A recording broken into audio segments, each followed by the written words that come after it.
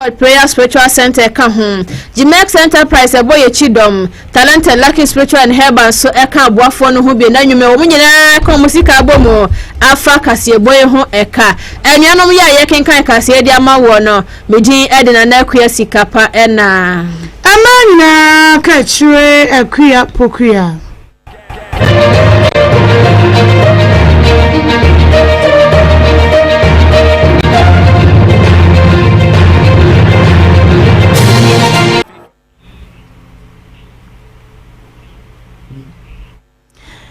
Afraje bra me don seven mo sikodi ama wono Ghana mampani yewer munyamfo John Dramani Mahama akasa ewoye African for empanifo nhemudi ene de etimi ekoso olomi ewoye Togo no ero che se beyanka yese bi mampanifo no yentu otwade nzi gina esefata na ekasuso ye ne bosembo rebe ne doso no yetimpa no pomasibre all the way to John African Union Debt Sustainability Conference na say Togo ene mampani che se o hwe mamu wa enkoyie ene se na bosembo amlebu ma Ghana ka ho bie no a o se timpa ne pomasibre pa ye sei ena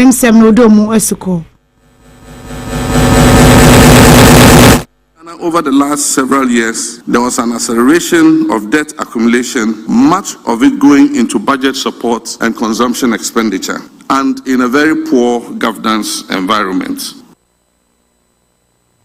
Anu ya Ghana mampani yewer munyamfo John Dramani Mahama edisan semwe etu edwa na irochi na South Africa se o hwe African Union Champions of Financial Institutions no a wano eneye eda no ese eye waboa tutu ne mapa yi nenso o hwe mamu a yezika sem hye eni nsanso nya wo yenso no e ka me ese sectors awodo pa ye chibe mo mamu ase ya yekuayo Alumesua apomde na afre infrastructure sawodo na so sane ma wei eni ade o se ma ne hunya ye mpaye se Ibrahim mu mpanifo ne so no eni ogu ye ni guso ye kwade bu se na de to bibia di e ba ne se mo ase ne nso wade to aso.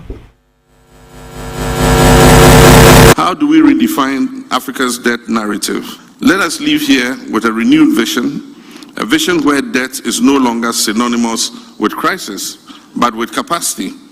where our economies are built not on extraction and aid, but on innovation, value addition, and equity, and where we act not as debtors pleading for relief, but as partners demanding reform. Let us redefine the African debt narrative. Ghana stands ready, shoulder to shoulder, with our fellow African nations to champion this agenda. Let us walk this road together with courage, clarity, and commitment. Africa, united in vision and action, can overcome its debt challenges and deliver prosperity for generations of Africans yet to come. Akoba se Ghana mampani yewen munyamfo John Dramani Mahama kasawi yese krim ena wa conference kwa no ase no Zambia mampani hakedi eso kasaye edi se to just say beden ena sa debt solution no etimenya no point na fe etimegina bane se bie man ai sika sem konkan o chese Zambia mo edikan eye structure debt no and 20 eye common framework no ena daso also we eye complicities awodo ewo mu ene senya we live awodo mu hia no a ono so what to ja say. Zambia was the first country to restructure its debt under the G20 Common Framework, an experience that, despite complexities, delivered meaningful relief. If Africa is to become self-sufficient in financing our future, we must invest in our financial institutions so that they can facilitate development financing, regional crisis response, and debt restructuring. In conclusion, Zambia stands ready to collaborate with fellow African nations and key stakeholders across the world to transform debt management into a tool for scalable and indeed sustainable prosperity. Zambia mampani wano so kasaye conference krono wa ye Ghana mampani wen munyamfo John Dramani Mahama kopi ase eno aye conference bi amresha so African Union Debt Sustainability Conference ekoso olomi Togo ena said media course America eye Zambia mampani ena Africa Ghana mampani kopi ase wonu skasa won sa mampani for beden ena me hodo etimagina brand uskasem emu. Yantu akasie bono so na yanko yanim sa beda yewra samija mfi wono na sese ene eje den hu ne ho hyehye ne seya ne nyina ne se wakoma dollars na hwan no de ma na ene agrada $800 ena wode ema no na sese man bo ababa to fish fm yapono so e kire se yewra samija mfi why acting chief executive officer ede magana gold board ye 20 fe ne se gold board no ene woni chief of staff yewra Julius Debra kwa akohia ne de ye ne nyina ne se won maton edi afeno se ensemfo ba komienu bi wo honoma wonbra meyi no nyina eye $800 ya wode ekoma agrada ya agrada e kire se eya akere no de ma no fuwe sika no bisaye na yewra samija mfi ede ema no na amane bon e kire se samija mfi na no pedu ba ko pepepe na o ma ne niema so kopie mu e chief of staff aso we eye banu enkomo we close door meeting na won eye omumienu nko a na hyekokwa ma sa nkomodie no etumi ekoso video ni nyina se de kan aka no social media de number bia samija mfi edi dollars akwa ma Patricia Odro Kranten na wowie no aka se $800 pe no de ma no eno mu na Ghana fo akasa de atu dwasem na no mampani begina ho ekasa ye se code of conduct wode aba wo bia hwe so betumi edi so na waye adwuma wo cha de ahweniye obi so de ma wa na wahwemu ye ansa na obaje a wagena samija mfi akoye we ne de mampani ento nsa emfamfre no na code of conduct no wo ha se betumi aye adwuma sa so twi bi wo hono mu a wo mo etumi ede amaye wura samija mfi we ene amane bo a ababa to fish fm yapono so yewura samija mfi akopie mu wa chief of staff aso wo mato nsa afre no nsemfo bi wo hono mu a wo mra meyi no we de achede mu amane hunu pa na he video ni ya wo skara kan ro mani bi era bi kai na agada shim de kai refuse samija mfi samija ka ho o ne se sha o de share camera no say one no wa yonko fa bi na that time no hwana na video o na say na agada ye sure o say be share camera no nti na aga wo mbi na chini bi na video ba na samija fi expect se be ba ne sa eso mo na chewa de one day akoma pamu na ode ye na se se dia ko wie de wanya asem e bia na say code of conduct ye to nsa afre ni don kuma Ghana no ahye fie frese be yewra samija mfi on acting chief executive officer di Ghana gold board no ye suspend no immediate effectively say before so mu super immediate effectively ye suspend no ni na ne say un video bi mu a say twagu ye no a ye kan dore say wa kan dey half man no so one so akwaje half na kan free yewra samija mfi nsem na dey ye na nko na zenjofo nhyiamu na ma show dey ni ma wale osanso of finance committee team a member ho Dr. Kabir Tia Muhammad SDW o man pende na ya fa ho yesra pass do ni abia ma chief justice won woni mere saabi edom ko anse da bi ani woni mi yes suspend yewra samija mfi chance essence code of conduct man pani pa won man cheye no wabuso Forest Exchange Act no Currency Act no wabuso yeni na so ye ntwena so esefata say Dr. Kabir Tia Muhammad e ka se bra won mi ensenchofo nhyiamu eno. Gentlemen of the media, we thank you so much for honor our invitation. The minority in Parliament has called this press conference to address a matter that, while outrageous, sadly encapsulates the arrogance, hypocrisy, and gross insensitivity that have come to define the NDC government under President John Dramani Mahama. Over the weekend, Ghanaians were subjected to a disturbing video showing Mr. Samija Mfi, the National Communication Officer of the ruling NDC, and the acting CEO of the Ghana Gold Board, casually doling out bundles of the United States dollar to a known controversial figure, Evangelist Patricia Odro, aka Nana Agrada. This display of financial recklessness is not only a betrayal of public trust, but a slap in the face of millions of Ghanaians currently grappling with the devastating effect of the cedi, inflation, and the unbearable cost of living. It is even more shameful that this act was committed by someone who has in the past championed populist rhetoric about economic discipline, cedi loyalty, and anti-corruption. Let us be clear, this is not an isolated moment of indiscretion. Numonyafo aye Mahama ene kasa ye wono ya wale mashebedwani wasanso of finance committee ni so Ghana mashebedwafie Dr. Kabir Tia Mahama no ebi ono se gia yefo nso say ya suspend area samidwafia na maame agrade ekoje tax free no ho achede no mu eto atua wo se wotua tutu so dudu yenti sire no nso wode to aso.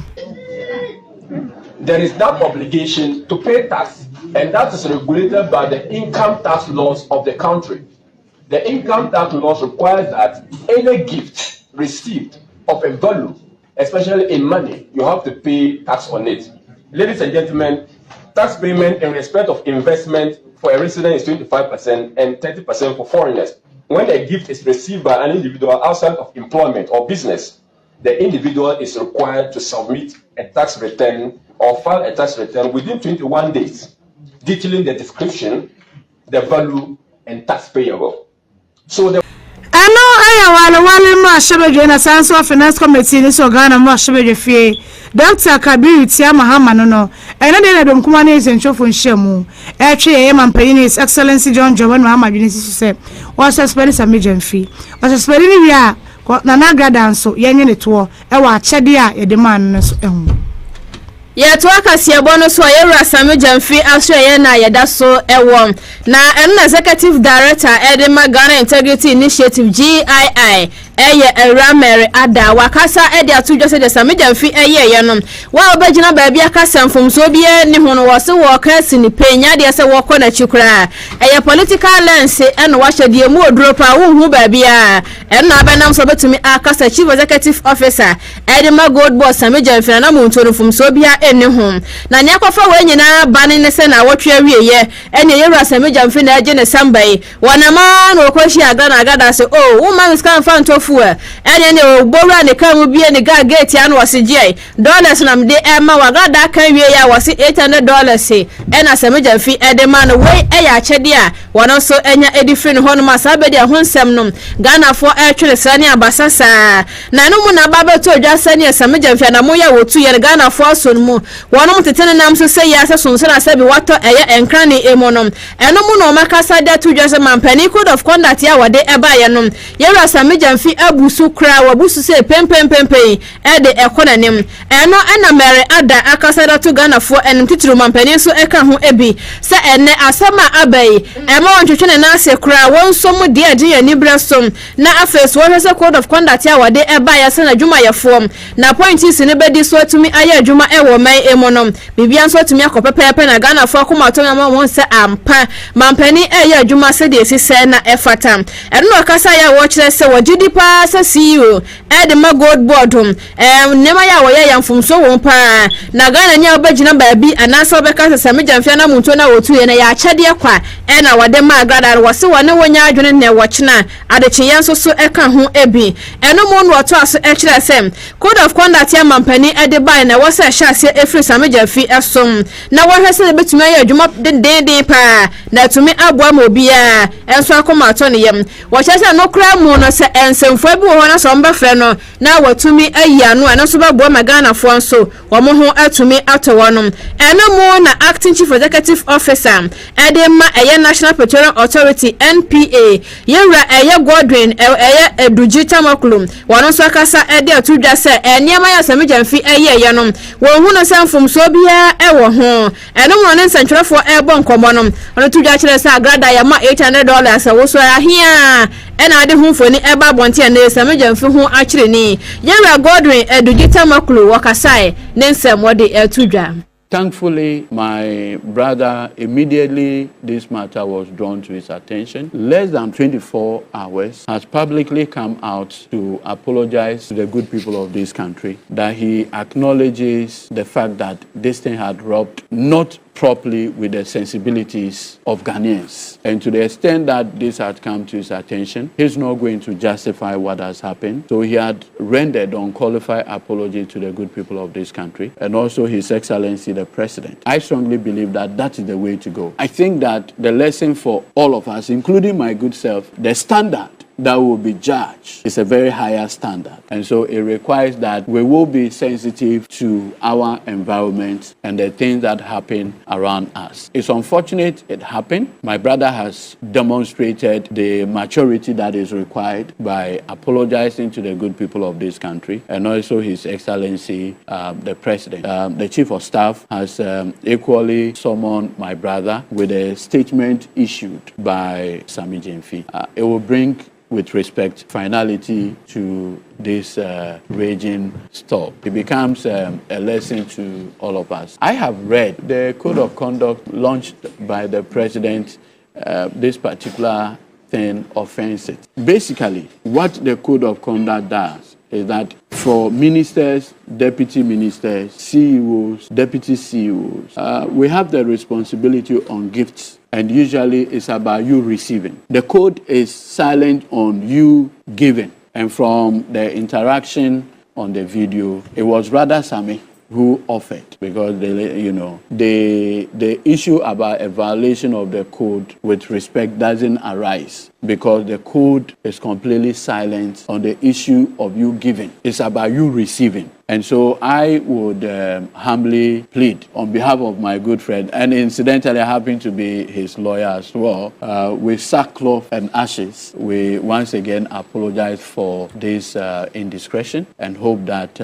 it will not happen again. As young people, National Petroleum Authority NPA Godwin Edujeta Macron wakasadi atudwa se yera asameja fi code of conduct o de ohun se